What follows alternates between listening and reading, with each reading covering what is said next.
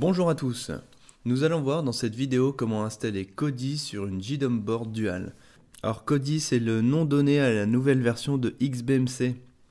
C'est un Media Center qui vous permettra de lire sans problème tous vos contenus multimédia, qu'il s'agisse de films, de photos, de musique. Pour commencer, nous allons tout d'abord sur le site de SolidRun afin de récupérer l'image de votre futur système. Sur ce tuto, nous allons seulement nous concentrer sur la version OpenELEC, qui est une version connue et reconnue de système qu'il vous faudra pour transformer votre MIDI ordinateur en lecteur multimédia Kodi.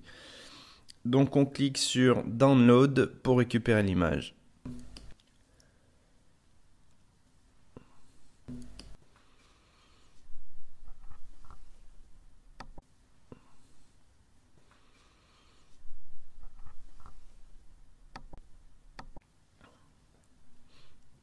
Une fois récupérée, on va la mettre sur le bureau pour que ça soit plus pratique.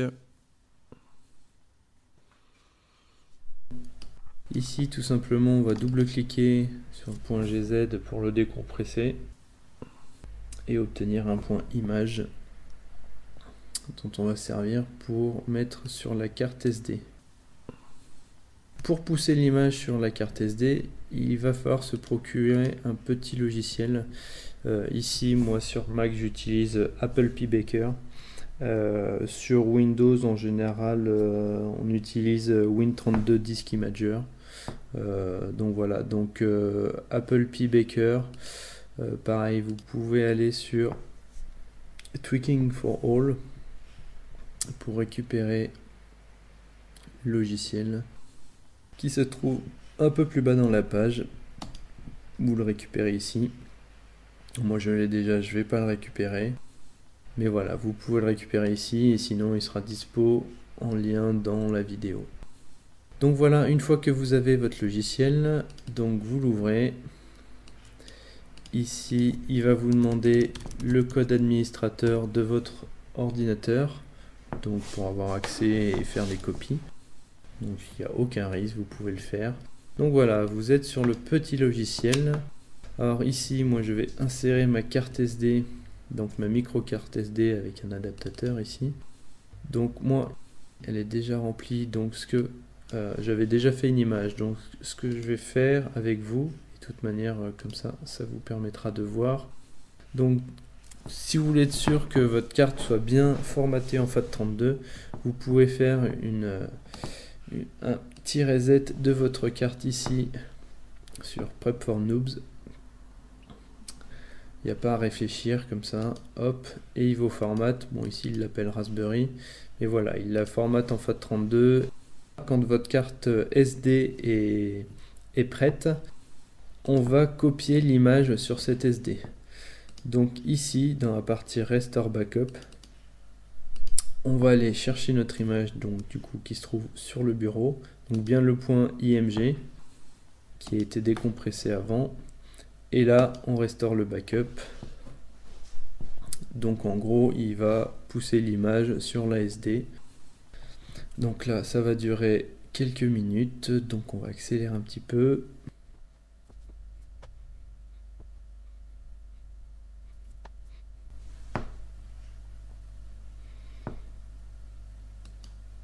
Donc voilà, ici, on vient de finir et on peut voir que du coup, il y a des éléments qui ont été poussés sur la SD. Alors pour les utilisateurs de Windows, ça se passe de la même manière pour Win32 Disk Imager. C'est-à-dire qu'on va récupérer, on va dire que telle image, on la pousse sur tel device. Donc ça, vous pourrez voir avec l'autre logiciel, je ne l'ai pas sous la main. Donc nous avons ici notre carte SD. Il n'y a plus qu'à mettre la micro SD dans le Humming Board. On se retrouve ensemble pour l'installation sur la JDOM Board. Donc on a notre petite JDOM Board i2. Du coup, on va y insérer notre micro carte SD sur laquelle on vient d'ajouter l'image.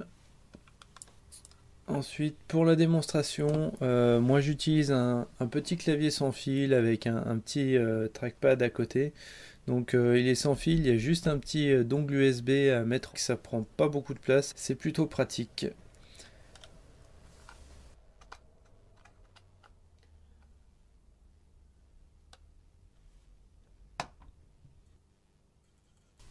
Ensuite, nous allons effectuer tous les branchements. Donc déjà, on va connecter le port Ethernet, donc pour relier la JDOM Board Dual au réseau.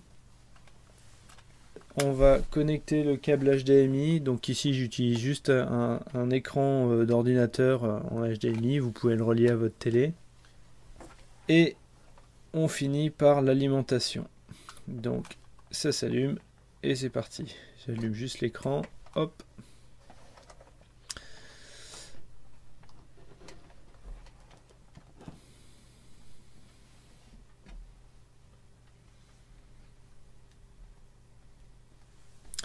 Donc voilà le système OpenELEC qui se met en marche.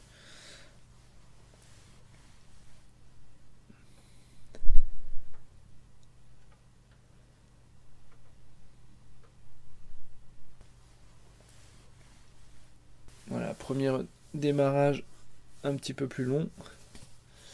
Et on arrive donc sur notre version ici en 5.0.2 de OpenELEC. Et voilà, nous voici sur Kodi. Donc direct au lancement, on a un petit guide qui va nous demander 2-3 réglages de base. Donc déjà la langue, tout simplement, on va la régler en français.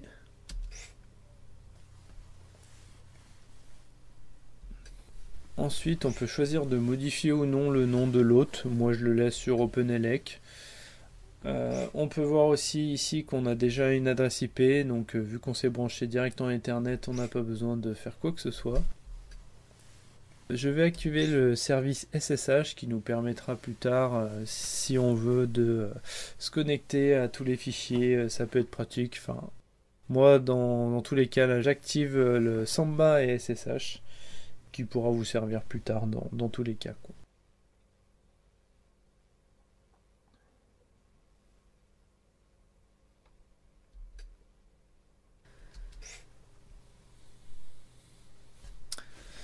Voilà, donc ce petit tutoriel terminé.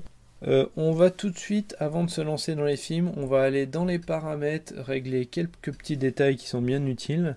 Donc dans Système Paramètres, ensuite vous irez dans Apparence et dans Thème. Alors déjà ça c'est un petit truc, moi pour l'instant je choisis de le désactiver, mais on peut désactiver le petit flux RSS. C'est un petit flux qui passe en bas de l'écran. Ensuite, dans Région, vous irez choisir français un peu partout. Vous pouvez régler l'agencement du clavier. Donc là, on est sur un clavier AZERTY. Donc on va décocher QWERTY. Et voilà.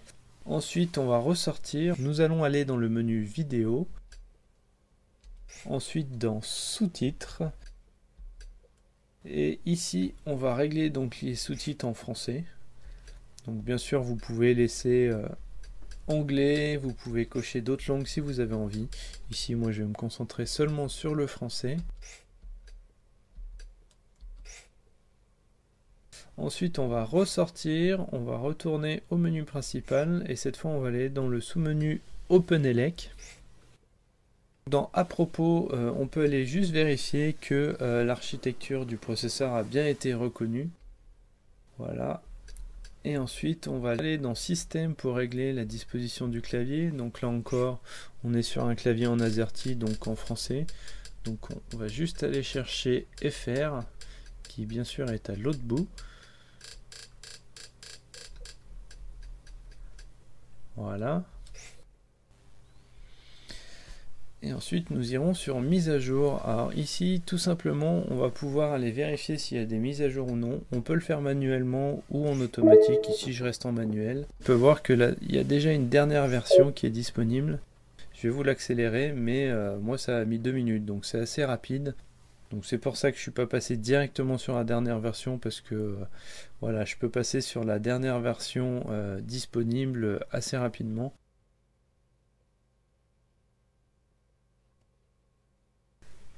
Donc nous voici sur la dernière version de OpenELEC à ce jour. Donc on va aller régler nos sources vidéo. On va faire un petit réglage en allant chercher les films sur le NAS. Donc quand on arrive, on voit direct directement qu'il y a déjà deux fichiers, donc deux fichiers vides qui sont créés automatiquement. Moi je préfère les supprimer, donc soit en cliquant droit sur la source, soit en appuyant sur la touche C du clavier pour la supprimer. Donc voilà, moi je supprime les deux, c'est juste pour que ce soit un peu plus clair. Et on va ajouter notre source. Vous faites parcourir, et là on va prendre le réseau Samba, donc SMB, pour aller chercher notre NAS Synology. Donc normalement il n'y a rien à faire, il est directement reconnu, voilà. On le sélectionne et là on rentre tout d'abord nos identifiants. N'oubliez pas de cocher retenir le chemin d'accès, ça évitera de retaper le code à chaque fois que vous voulez accéder à votre NAS. Donc voilà, on sélectionne hop notre petite catégorie test et on valide tout ça. Dès que vous avez validé, Kodi va vous proposer de l'associer à une médiathèque. Donc ici vous verrez qu'il y a différents types de médiathèques pour la musique, pour les séries télé et pour les films. Donc nous allons sélectionner la catégorie des films. Ensuite vous ne cliquez pas sur OK, vous allez direct sur paramètres pour régler les petits détails, car il faut aller régler la langue pour que la base de données soit renseignée en français. Dès que vous aurez validé, tout de suite il vous demandera si vous voulez mettre votre base de données à jour. Alors ceci peut prendre un petit peu de temps si vous avez beaucoup de films, ici on n'a qu'un seul film, donc ça va aller assez vite.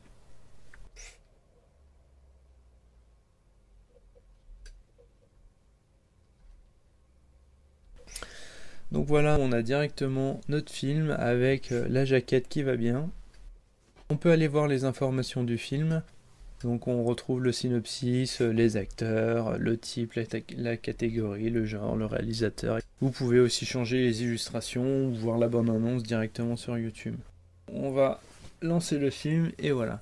Donc ceci est un film de test de 30 Go pour montrer qu'il n'y a pas du tout de latence, de saccade ou de chargement avant le début du film. Donc voilà, le film commence directement. Et si vous voulez, vous pouvez aussi appuyer sur la touche O. On peut voir un peu toutes les stats en direct, donc au niveau de la RAM, du processeur, tout ça. Et sur l'avant-dernière ligne tout à droite, on peut voir aussi la mise en cache. Donc là, on voit qu'il est entre 95 et 100%, qui descend pas, donc c'est super. Pour un film de 30 Go, c'est quand même bien pratique. Alors là, j'avance un peu, et voilà. Même en avançant un petit peu, il reprend le cours de film tout de suite. Vous pouvez aussi aller dans les paramètres en ressortant du film. Donc le film va continuer à tourner derrière. Je vais juste aller vous montrer les stats aussi en direct qu'on peut aller voir. Donc là le film va un peu saccader derrière, mais bon, on n'est pas censé sortir du film et aller trifouiller dans le menu. Donc voilà, c'est juste pour vous montrer que on peut voir plus visuellement le processeur et la mémoire travailler.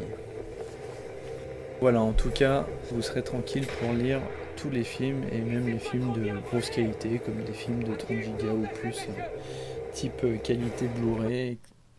Voilà. Merci à tous d'avoir suivi ce tuto et à bientôt pour d'autres vidéos.